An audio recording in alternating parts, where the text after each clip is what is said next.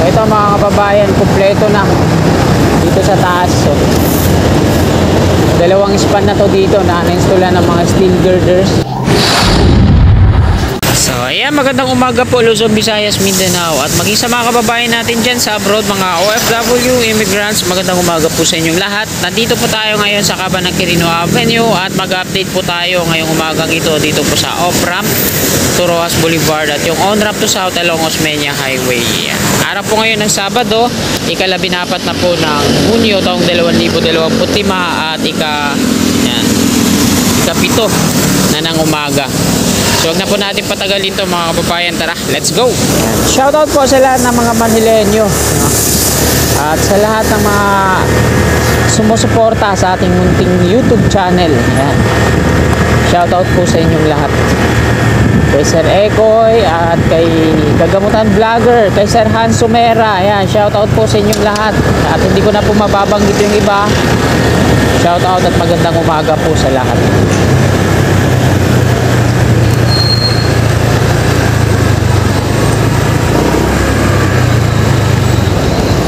Ayan, dito pa lang mga kababayan, ito, traffic na.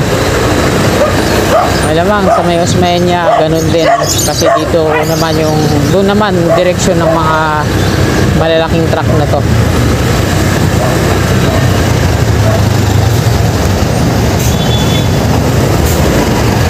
Araw po ngayon ng Sabado, kaya sinasamantala ng mga trailer truck na bumiyahe ngayon para daw sila matraffic.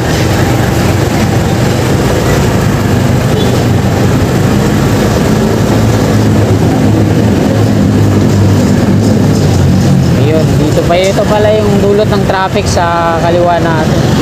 Naggitgitan, nagsagian, kotse, tapos yung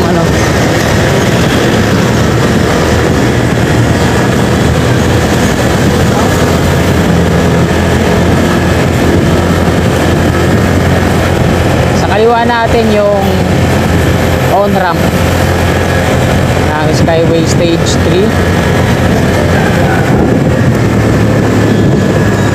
Ayan, yung mga pakanan patungo po yan ng Pedro Hill at dito po dumadaan yung mga pampasadang mga jeep at yung mga lumang jeepney.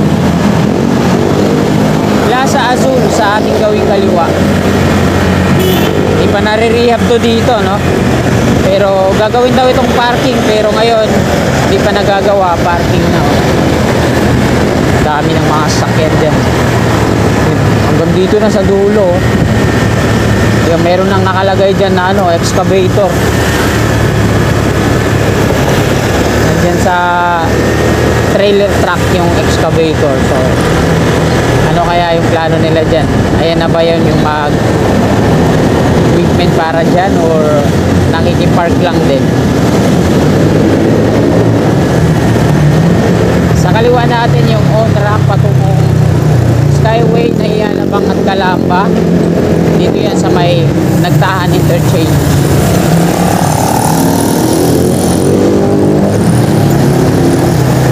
Yan. Kailangan talaga dito dahan-dahan nga lang kasi ayan ang daming lubak, mga butas-butas yung kalsada. Hindi ka pwede dito magharurot. Last update natin dito merong aksidente, no, dun sa unahan at sa kasabang palad nakita na lang natin na ibinabalot na sa black bag.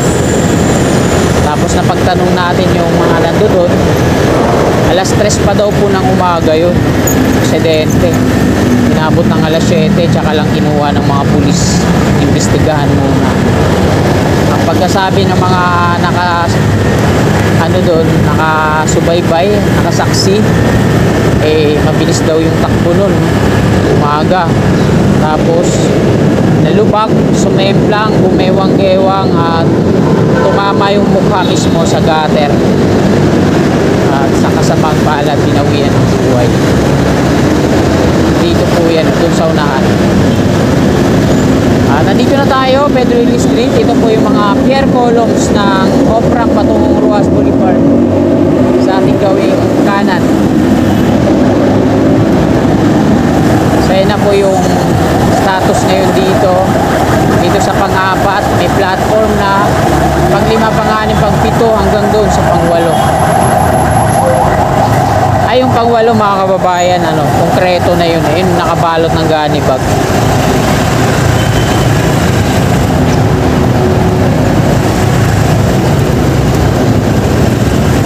Tapos dito sa pang-7, ayan, parang konkreto na rin, no?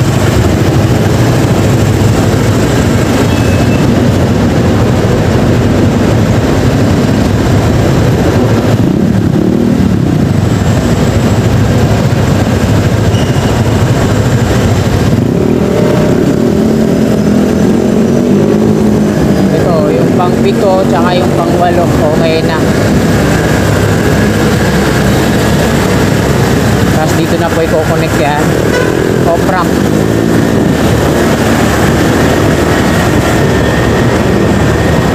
Dito yun mga kababayan, aksidente yung nilalagay sa black bag nung nakaraan. Dito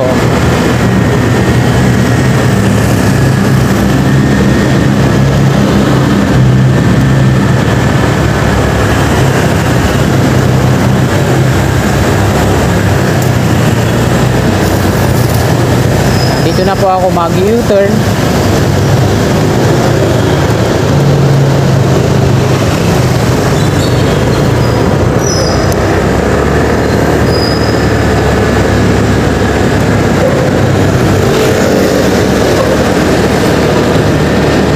So sa taas po yung on-ramp, dalawa po yan, diretso NLEX at pakanan Osmeña patungong south.